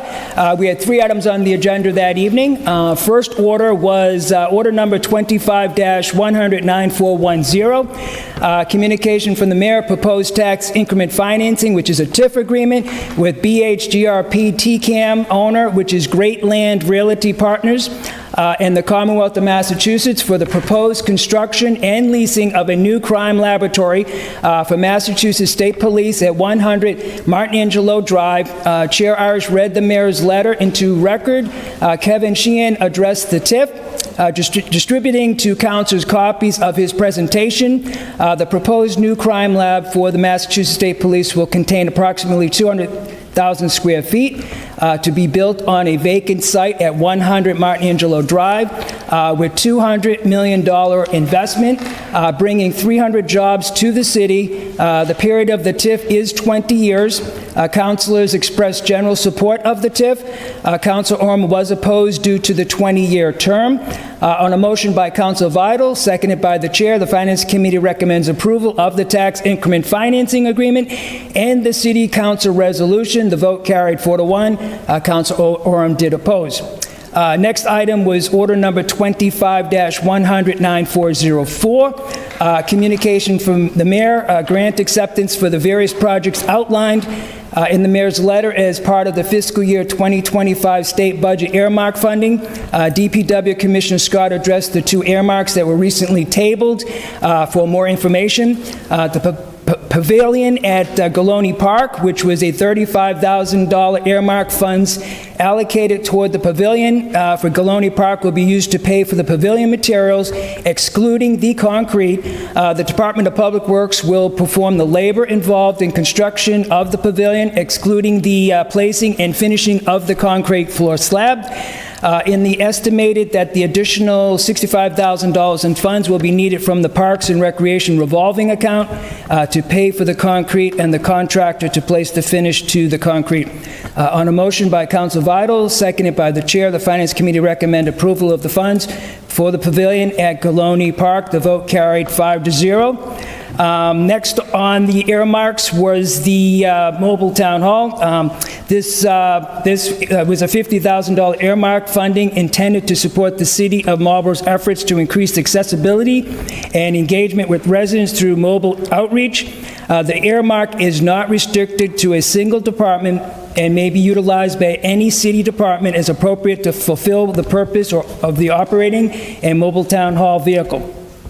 On a motion by Council Orem, seconded by the Chair, the Finance Committee recommends approval of the funds with the stipulation that the vehicle will be not limited to one single department. The vote carried 5-0. Last item on the agenda that evening was order number 25-100-9412, communication from the Mayor. A proposed amendment to the City Code, Chapter 125, Personnel, Section 6, salary schedule relative to various leadership positions in the Department of Public Works, including head treatment plant, operator, general foreman, head mechanic, and assistant city engineer. The Chair, Irish, read the Mayor's letter into the record, and the DPW Commissioner Scott addressed the proposed ordinance, explaining in the integral parts of his succession plan, noting the new salaries would be effective 7/1/2025, and is starting at the beginning step. On a motion by Council Brown, seconded by the Chair, the Finance Committee recommends approval of the proposed amendments to the salary schedule relative to various leadership positions in the Department of Public Works, with the effective date of July 1st, 2025, and starting at the beginning step. That carried 5-0, and the meeting adjourned at 7:42 p.m., Mr. President. That's the end of my report, and I will be asking for 3 suspensions this evening as well. All right, you want to list them all? Yes. So on the first order for suspension would be order number 25-9410, and that is the TIF agreement and the City Council resolution. All those in favor of suspending the rules for the Crime Lab TIF? All those in favor? Opposed? The Crime Lab TIF suspension carries. The vote is 9-0. Councilor Irish. Thank you, Mr. President. Motion to refer to the city solicitor to put in proper legal form, please. Motion made and seconded to send the TIF to the solicitor to put in proper legal form. Any discussion on the motion? Seeing none, all those in favor? Opposed? The TIF is going to legal to be put in proper legal form, and the vote is 9 in favor, none opposed. Councilor Irish. Thank you, Mr. President. I will also be asking for a suspension on the grant earmarks, order number 25-100-9404, for both from Mr. President, one for $35,000, the other for $50,000, please. Been a motion for a suspension for both earmarks. Again, this is both of the earmarks. All those in favor of the suspension? Opposed? The suspension for both earmarks carries. The vote is 9-0. Councilor Irish. Thank you, Mr. President. Move the recommendation of committee to approve the earmarks in the amount of $35,000 and in the amount of $50,000, please. Motion made and seconded to approve the 2 earmarks, one for $35,000 for the pavilion and the other for $50,000 for the vehicle. Any discussion on the motion? Seeing none, all those in favor? Opposed? Both earmarks are approved, and the vote is 9-0. Councilor Irish. Thank you, Mr. President. I will be asking for a suspension on order number 25-100-9412, which is the proposed amendment to the City Code, Chapter 125, please. It's been a request for suspension of the rules. All those in favor of the suspension? Opposed? Suspension carries 9-0. Councilor Irish. Thank you, Mr. President. Move the recommendation of committee, move the motion to refer to the city solicitor to put in proper legal form. Motion is made and seconded to refer the DPW salary ordinance to the solicitor to be put in proper legal format. Any discussion on the motion? Seeing none, all those in favor? Opposed? It's going to legal, and the vote is 9-0. Councilor Brown. Thank you, Mr. President. The City Council Legislative and Legal Affairs Committee met on May 14th, 2025 at 5:30 p.m. We took up order number 25-100-9430, communication from Flying Dreams Brewing, and order number 25-1009417, communication from Melinda Gallagher on behalf of Lost Shoe Brewing and Roasting. For the first order that we took up from Flying Dreams Brewing, it was regarding a request to expand outdoor seating to use parking spaces on Rollins Ave adjacent to the existing sidewalk seating. David Richardson, owner of Flying Dreams Brewing, addressed his request to expand outdoor seating. 4 parking spaces would be impacted by the expansion. Councilors had some concerns regarding the placement of seating in the road. Police Chief Georgie was consulted by Councilor Roby. In the Police Chief's May 13, 2025 email to Councilor Roby, he noted, while looking at Exhibit A, if Flying Dreams were looking to add chairs to the smaller tables, which currently only have 2 chairs, or add a larger table like the ones with 4 chairs in order to add more seating, then I wouldn't really be concerned. However, it is more concerning if they are moving tables/chairs into the roadway and parking spaces without adding better lighting and barricades to prevent a vehicle from driving through the setup. I'm not sure how many parking spaces they are looking to use if that is their plan, but I would suggest that significant stable barriers need to be in place to protect the seating which may be in the roadway spaces. After lengthy discussion and on a motion by Councilor Fucillo, the Legislative and Legal Affairs Committee recommends approval of the request by Flying Dreams Brewing Company, LLC, to expand the existing outdoor seating on Rollins Avenue, subject to the following 3 conditions, and to refer the request to the city solicitor to draw the new license in proper legal form. The 3 conditions were the addition of improved lighting and barricades to protect the seating, which may be in roadway spaces as recommended by the police chief, inclusion of language in the new license to encroach to protect the city from liability as a result of the expanded outdoor seating, and inclusion of revised plan showing existing sidewalk seating and expanded seating in parking spaces. The vote had carried 3-0. And on the second item, order number 25-1009417, which was a communication from Melinda Gallagher on behalf of Lost Shoe Brewing and Roasting regarding a request to expand outdoor seating to include public areas, including the new plaza behind City Hall. Melinda Gallagher addressed the request to expand outdoor seating for Lost Shoe Brewing and Roasting, explaining that without the expanded license to encroach, she would need 71-day pouring licenses to serve beer. Under the State Alcoholic Beverage Control Commission regulations, businesses are limited to 31-day pouring licenses. Committee members were concerned about street closings behind City Hall during outside events and the request for exclusive control of the new plaza behind City Hall. On a motion by Councilor Roby, seconded by the chair, the committee recommends the approval of a license to encroach for Lost Shoe Brewing and Roasting to use the sidewalk area next to the parking garage set up with tables and chairs in the sidewalk area in front of Lost Shoe Brewing and Roasting. A vote was made and it carried by 2-1 with Councilor Fucillo opposing. On a motion by Councilor Fucillo, seconded by chair, meeting adjourned at 6:48, and I will be looking for 2 suspensions tonight. Okay, the first suspension is for order number 9430, which is Flying Dreams. There's been a request for suspension of the rules. All those in favor of the suspension? Opposed? Suspension carries. The vote is 9-0. Councilor Brown. Thank you, Mr. President. Move to send this item to legal to be put in proper legal form. Been a motion made and seconded to send to the legal department. Any discussion on the motion? Seeing none, all those in favor? Opposed? This item's going to legal. The vote is 9-0. Councilor Brown. Thank you, Mr. President. I would also like to ask for a suspension on order number 25-1009417. Been a motion made, or there's been a motion for a suspension of the rules for order number 9417, which is Lost Shoe Brewing Company. Any discussion on the motion? Seeing none, all those in favor of the suspension? Suspension carries. The vote is 9-0. Councilor Brown. Thank you, Mr. President. Move to send this item to legal to be put in proper form. Motion made and seconded to refer this item to the legal department. Any discussion on the motion? Councilor Facillo. Thank you, Mr. President. Motion to amend order number 25-100-9417 to include the following.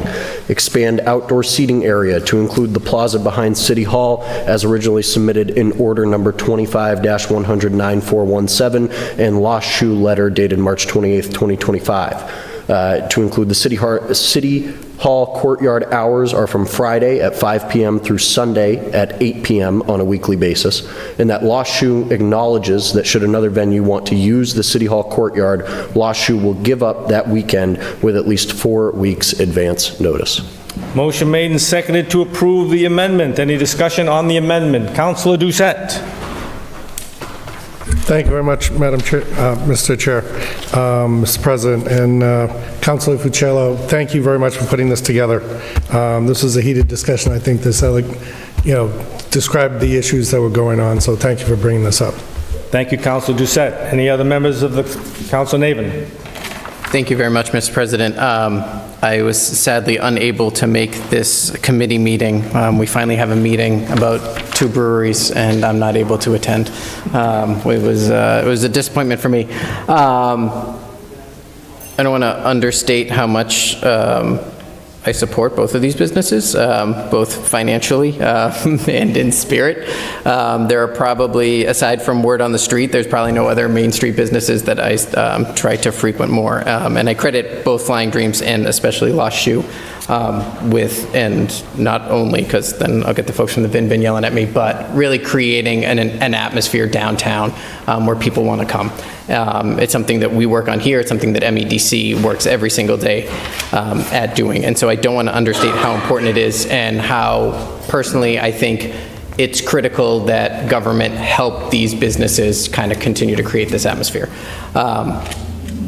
That said, I do want to flag and speak on just behalf of a few of the concerns that I have heard from people regarding the exclusive, what has been described as exclusive use behind City Hall.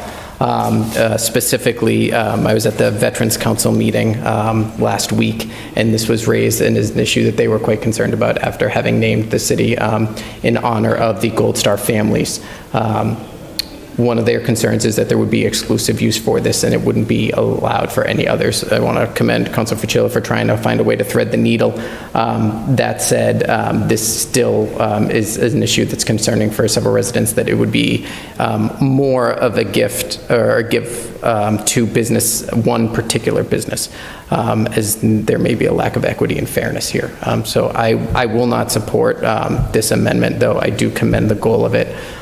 For trying to support our businesses downtown. Thank you, Councilor Navin. Councilor Vital. Thank you, Mr. President. Being the only one on this council that actually is a Gold Star family member, in memory of my brother, I think that he would want to see businesses thriving down here in downtown Marlboro. He gave his life for his country, and that country, is a big part of that is promoting how great Marlboro can be. And at the meeting, I was talking about Lost Shoe and how committed they are as far as making Marlboro a better community, and all the philanthropy that they do and all the nonprofits that they support. I think it would behoove this council greatly to allow them to come in, and if someone else, I don't believe there's going to be anyone else that's going to want to go into that patio. But if they do, all they have to do is give a month's notice, and I'm sure Lost Shoe will roll out the red carpet for them. So I am very much in favor of this. Thank you, Mr. President. Thank you, Councilor Vital. Any other comments or questions on the motion? Councilor Irish. Yeah, thank you, Mr. President. I support Councilor Fuccello. Thank you for making the amendment. A lot was said at the meeting, and I don't want to echo verbatim, but Councilor Vital and Councilor Doucette mentioned it about the whole idea of the downtown is attracting businesses. And, personally with JP and Melinda and Lost Shoe, the motto is, it's all about community. And I think this is a fine point. It's a great establishment. I get so much great feedback even from neighbors that are completely from out of Marlboro supporting our local businesses.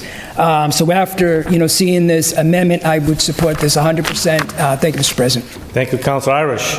Councilor Preciado. Thank you, Mr. President.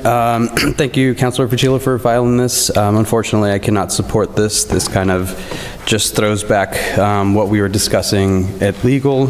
It will still give exclusive control to Lost Shoe, regardless of whether people ask for permission or not. They are still the final say in it, and I don't believe that that business should have control of the city property. Another point on the Gold Star families. Plaza, I think it would honestly be a disservice to create a space to honor and remember our soldiers and our fallen heroes and just use it as a revenue source. And that's all I want to say about that. Thank you. Any other comments from the councilors? Comments from the councilors? Councilor Navin, can I have you come on up?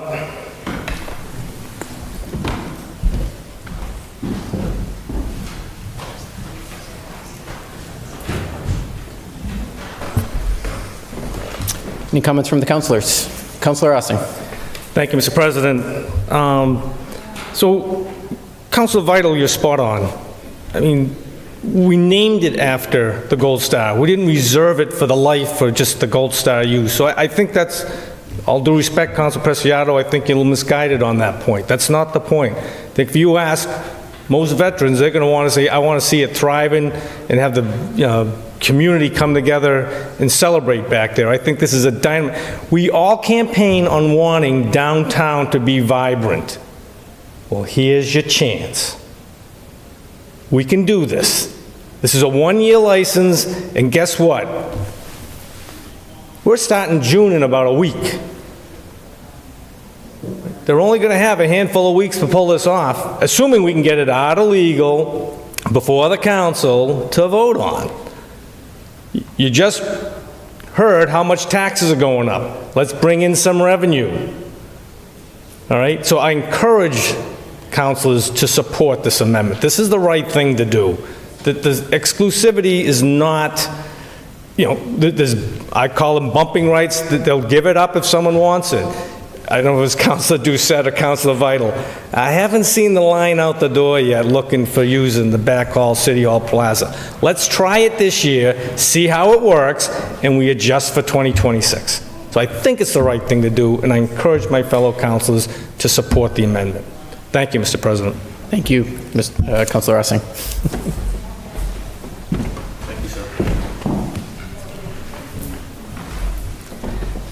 Any other comments or questions from the council? Councilor Oram. President, thank you. I'm torn between this one. I really am.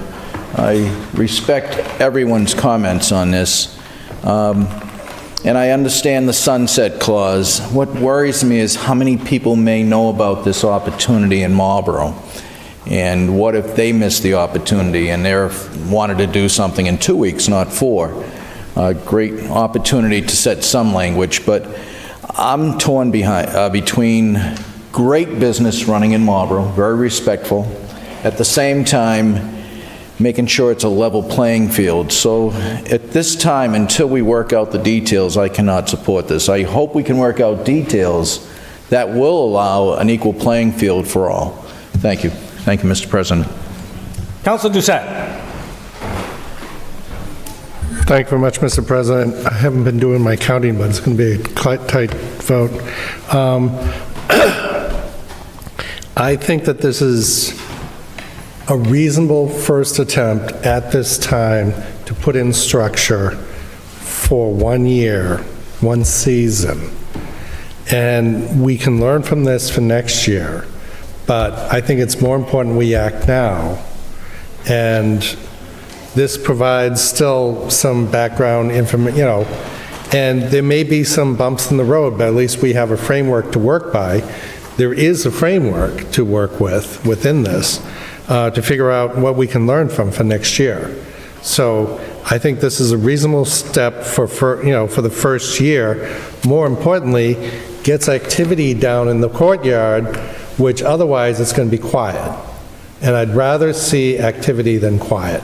Because it's a beautiful courtyard, and people need to see people taking advantage of it so they can think either a month ahead or next year, hey, maybe we use it next year, or whatever. but they got to see it being active. I think that's the critical part here.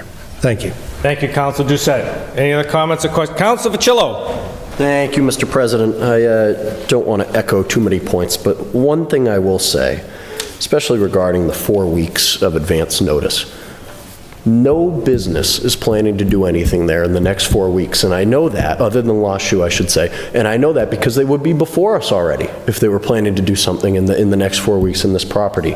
Nobody would be doing this a week in advance, 2 weeks in advance. They would be doing it months in advance, kind of like what we're seeing with Lost Shoe. And so for that very reason, like Councilor Doucette said, we have to give Lost Shoe an opportunity to prove that this is a space that people will come to and that businesses can thrive in.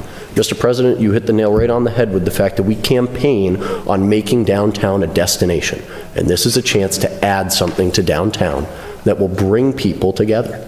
And so I like I said, I don't want to be up here too long, but I strongly encourage councilors to support this amendment. Thank you, Mr. President. Thank you, Councilor Facillo. Councilor Preciado. Thank you, Mr. President. Thank you, everyone, for your comments. Essentially, what this is to me is a issue of creating revenue or promoting community. So it seems like we can do both, but we can't do one or the other. We can't promote community with independent or individuals because the space is going to be reserved. It does not allow for spontaneous creativity. It does not allow for spontaneous performances. It does not allow for families to come in and enjoy the plaza as a quiet place to just relax. It leaves it as a place that's always busy, that's always doing something to benefit a business. And I don't think that's very equitable for any other businesses that are around the city. The business is great. We'd have no issue with the business itself, but I think that it still is overreaching in terms of what they want to do and what this amendment also adds. Thank you. Thank you, Councilor Preciado. Councilor Vital. Thank you, Mr. President. Last year, we have a track record with this fine establishment. The farmers market last year, which was on Saturday mornings down on Weed Street, was Rockwell Americana. I saw families down there. And Lost Shoe is the one who is organizing this. I saw families down there with their dogs, and yeah, there might have been a few people having a cold beer, but what's wrong with that? Their children were playing cornhole while the dad's having a beer. And you know what? That's okay, because everybody was having fun. It was America the way I grew up, and that farmers market was awesome, and I think that by allowing them to come off into the courtyard, they're going to be bringing entertainment that families will be able to enjoy. They're going to be bringing in other activities that everyone in the city can benefit from. We already have a track record with Lost Shoe. Why wouldn't we want to continue that? Thank you, Mr. President. Thank you, Councilor Vital. Any other comments or questions from the councilors? Councilor Preciado. Thank you. Why are we relying on just one business, though? Shouldn't we have maybe the MEDC or maybe the rec department host some events? Maybe they can take over the farmers market. That would be great. That would be great if the city really supported a farmers market or outdoor events like that instead of relying on a business to piggyback on. Thank you. So as a point of information, I will state that MED's job is not to run the farmers market. That's not an MEDC function. All right? If the city wants to do it, guess what? City doesn't do anything for cheap. Costs money. All right? Here you've got someone that wants to do it. There is nobody waiting for this. Play the scenario out. If the council approves the amendment and allows them to use it, they can't use it until the second or third weekend, because it doesn't come back before us till June 9th. Assuming the council approves it on June 9th, it then's got to get approved by the mayor, signed and in. They won't be having anything on that common until early July. So you're going to sit there and say, we're not going to do this for 2 months. Really? Any other comments from the councilors? Seeing none, on the motion to amend, as stated by Councilor Facillo, all those in favor, please stand. 1, 2, 3, 4, 5. Does not carry.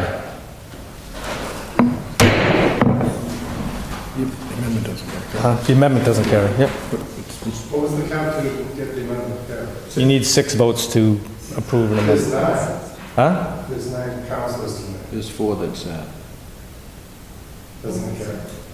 Nope. Once again, everybody stand that approves the amendment. 1, 2, 3, 4, I make 5, right? And 4. Yeah, 5 and 4, right? Doesn't get, you got to get to 6. You haven't got to 6 yet. It's not the 9. No. Okay. It's the number of the bottom. Yeah. It's not the 9. Right, that's correct. It's the yes. number. You need 6 votes to approve an amendment on anything, whatever we're doing. Nope, that's okay. Councilor Brown. Thank you, Mr. President. Move to send this item to legal to put in proper legal format. Motion's made and seconded to refer this item to the legal department to put in proper format. Any discussion on the motion? Seeing none, all those in favor? Opposed? It's going to legal. The vote is 9-0. Any other reports of committees? Seeing none. Agenda item 21. Order number 25-100-9383B, proposed ordinance to add to Chapter 250 Animals a new section relating to rodents. Recommendation of the Legislative and Legal Affairs Committee is to approve as amended, and the proposed ordinance was properly advertised on May 5th, 2025. Council Preciado, actually, it's Council Brown's. You're going to defer to Council Preciado. Thank you, Mr. President. First of all, I'd like to thank Alyssa Gianquinto, she's actually here in the crowd, for all her support and dedication to all our wildlife, especially in Marlboro. This ordinance will likely save many, many raptors, many,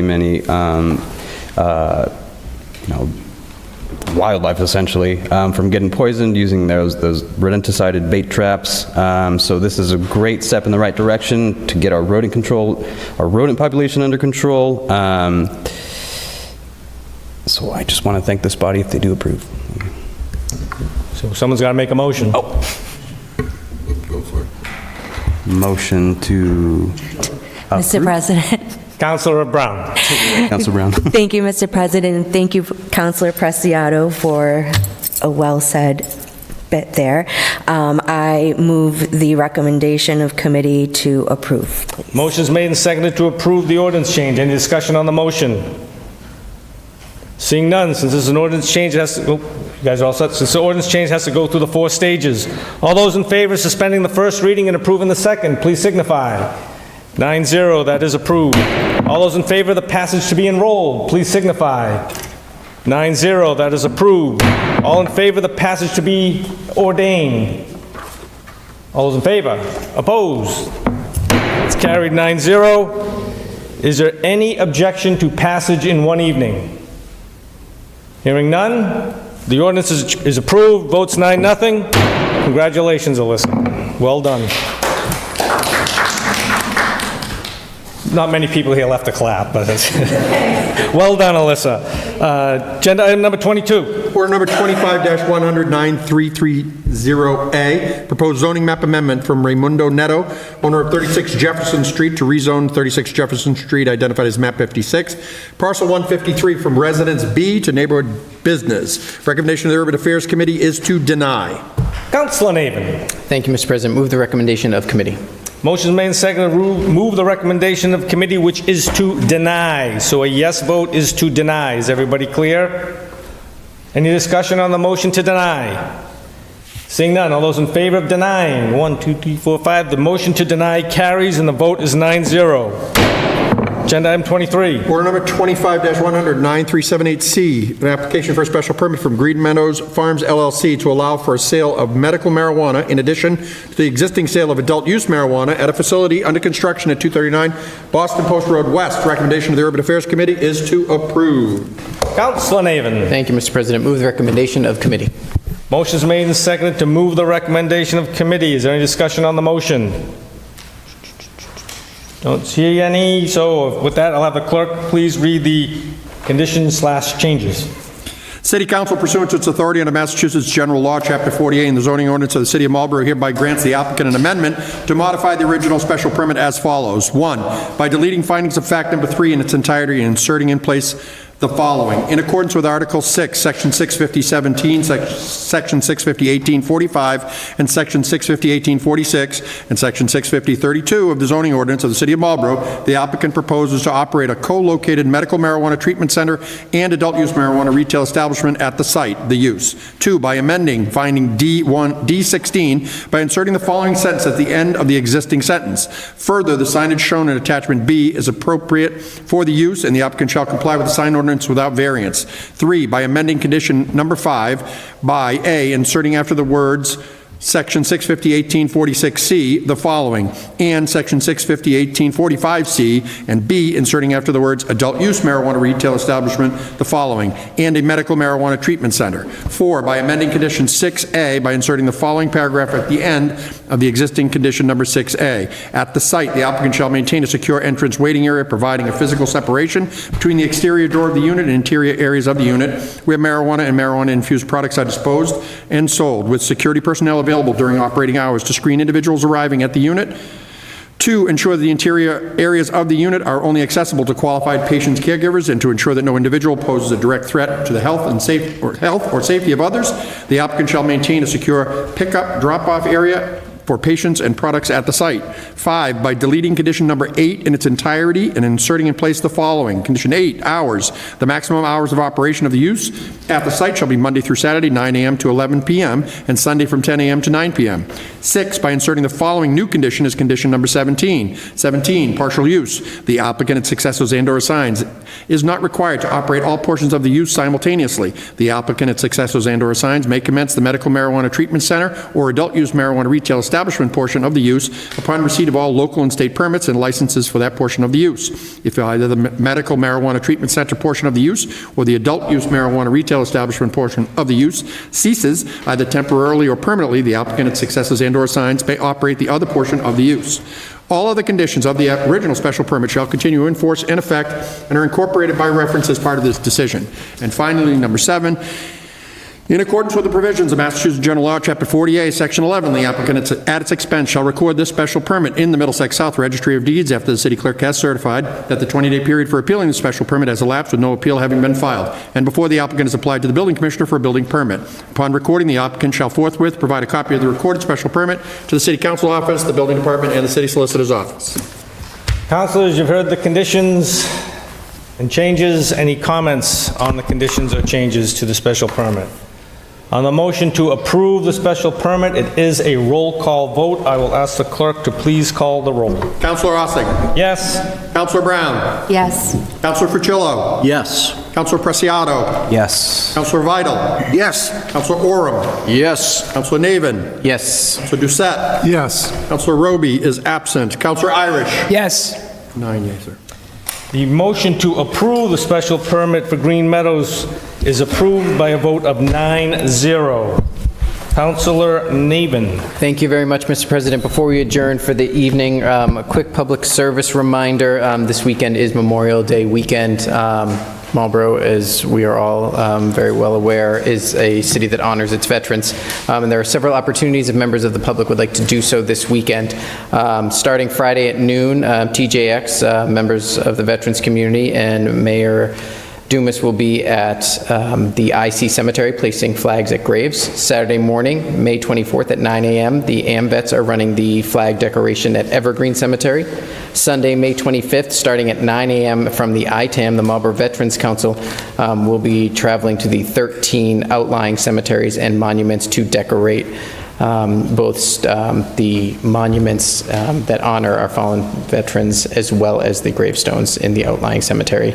Then Monday morning, for all of those hardy folks who would like to get a little exercise in with their remembrance, at 7 a.m. at the Hilder School, Matt Sargent will be holding his annual run. They will run from Hilder School down to Main Street, where the group gathered will then read the names of all those who have given the ultimate sacrifice from Marlborough in all of our armed conflicts.